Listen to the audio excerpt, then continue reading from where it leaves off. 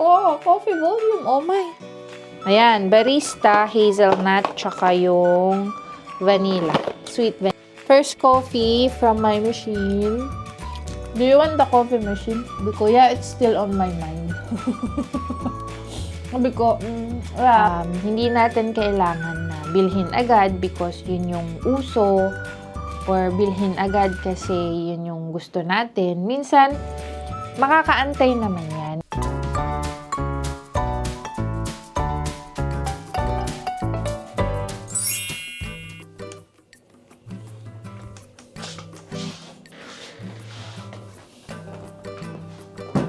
Hi, family! Yan. Mag-ano tayo? Unboxing. Mag-unboxing tayo ng bago nating coffee machine. Tadaan! So, binili namin to sa Costco.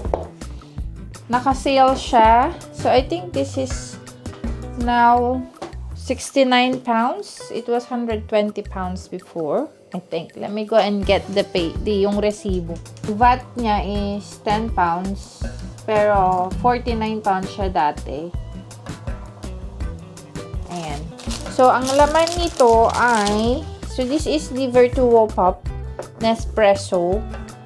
Yung color black.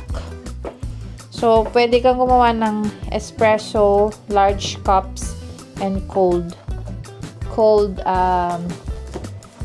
coffee.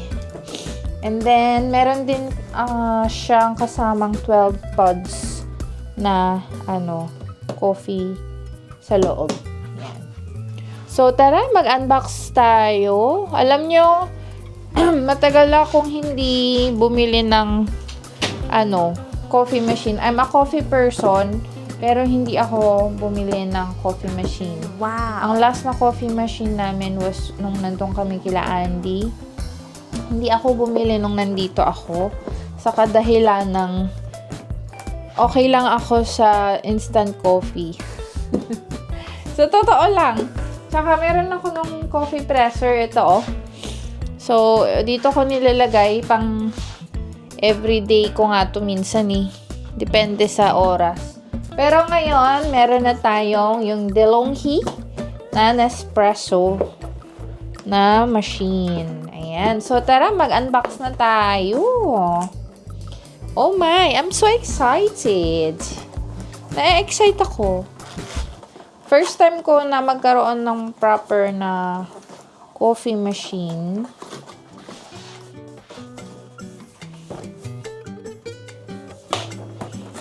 Ito siya, oh. Ay.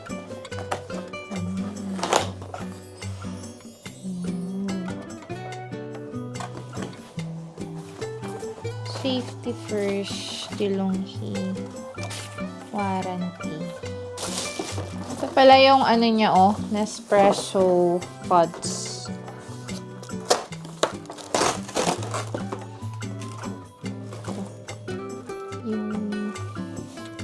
Ay, so cute. Ang liit niya.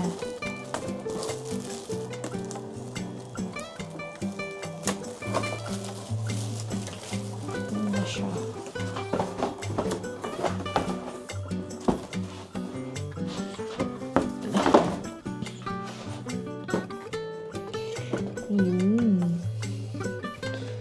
Ano ito buksan?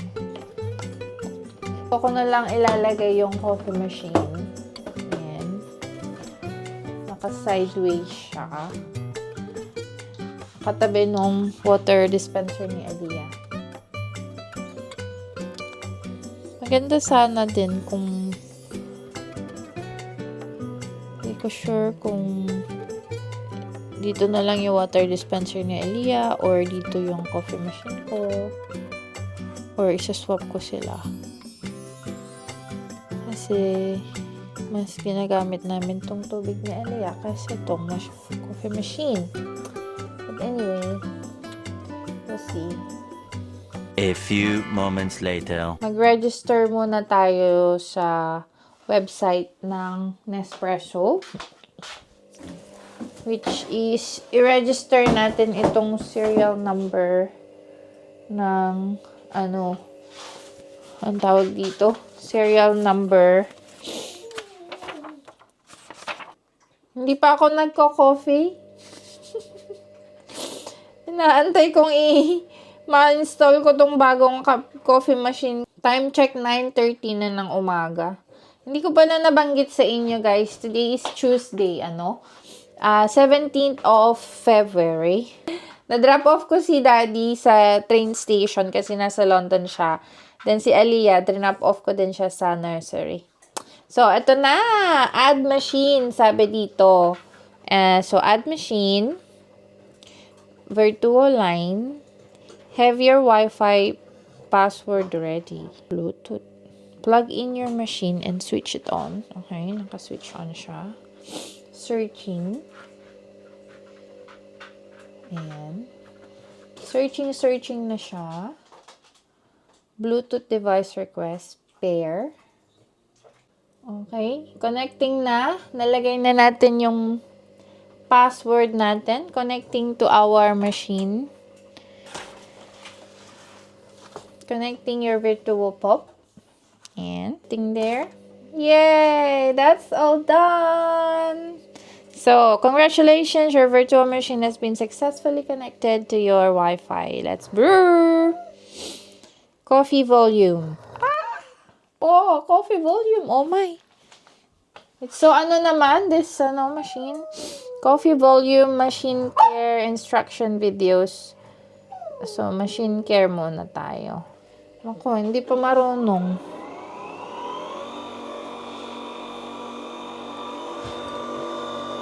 Okay, so, na-register ko na yung machine. Tapos, ito, kinukuha ko na, claim ko yung 50 pieces na pods ko.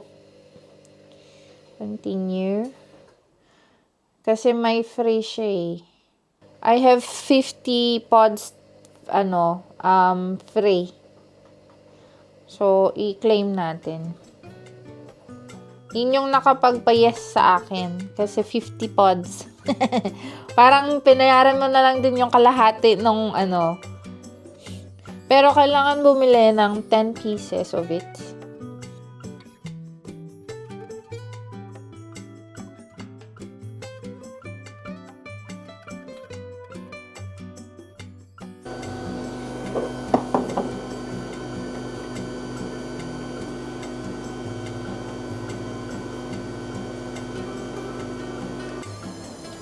Ng washing machine namin. So, this is our coffee from the Nespresso. Taste na natin. Ito yung raw, wala akong nilagay. This one, yung ginamit ko na, open pala natin yung, share ko lang sa inyo. Ganito siya, Yon. Tapos, ibabalik lang. And then, ayan siya. Tapos, dito yung pods. Itong pods na to ay barcoded.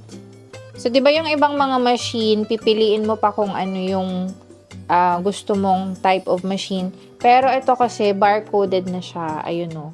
So, siya na yung pipili, magsasabi kung ano yung klase ng coffee na gagawin ng machine. So, this is the coffee I got. First coffee from my machine. I-taste natin. This is the mild siya. Super soft. Oh, that's nice. Strength niya is 5. So, may iba-iba ako ditong pods. Yung iniinom ko is from Colombia. Oh, wow. Ang sarap. Peru. Ganyan. Espresso. Okay. Yung iba, 40 ml. Yung iba naman, 230 ml, which is this one.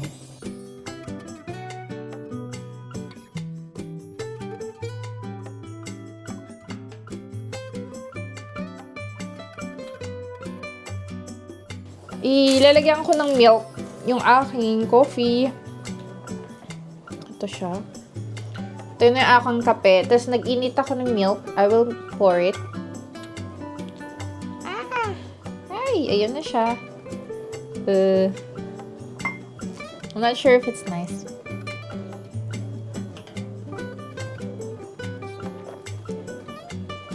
Oh my God. Ang sarap. Ang kape. Oh my God. So, sabi ni Andy, umikot muna kami. Hindi muna ako nagsabi.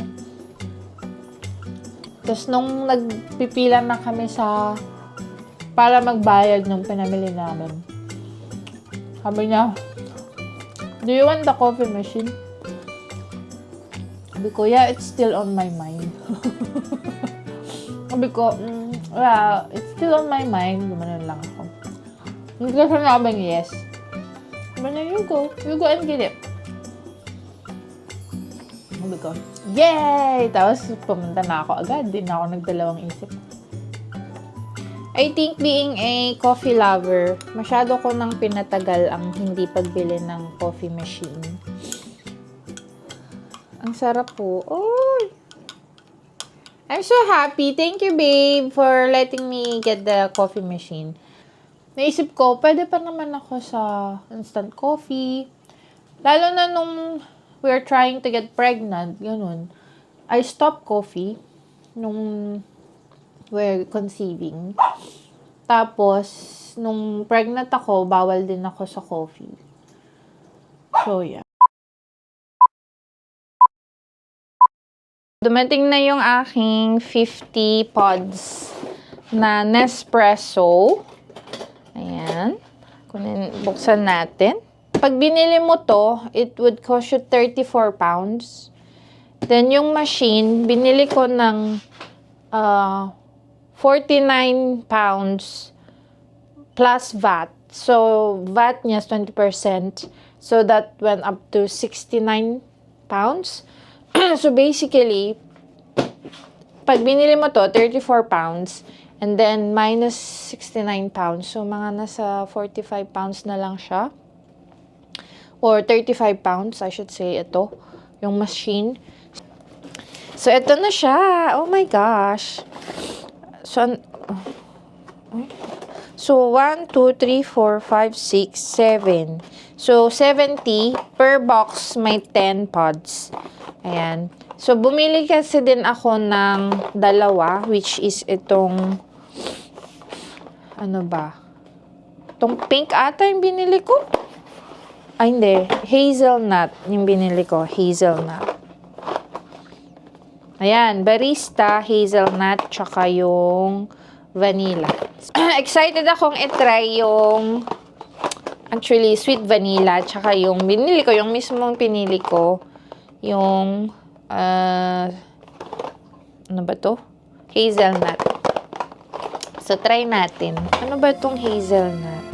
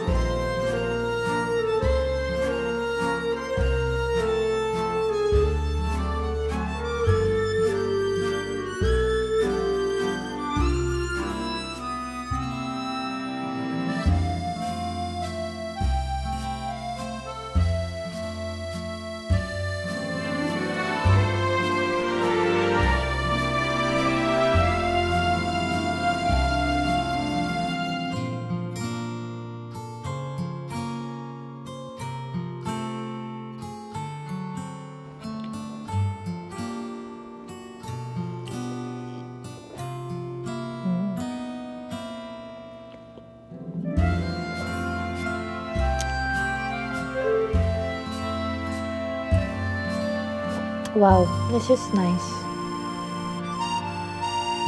My coffee.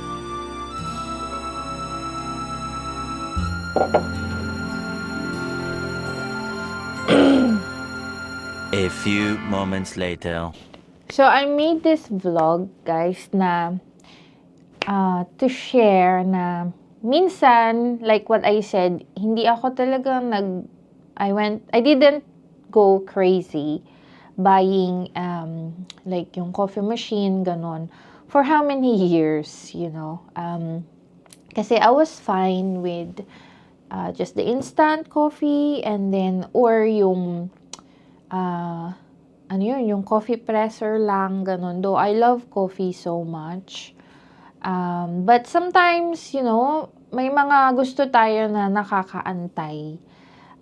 Hindi natin kailangan na bilhin agad because yun yung uso, or bilhin agad kasi yun yung gusto natin. Minsan, makakaantay naman yan. It can wait.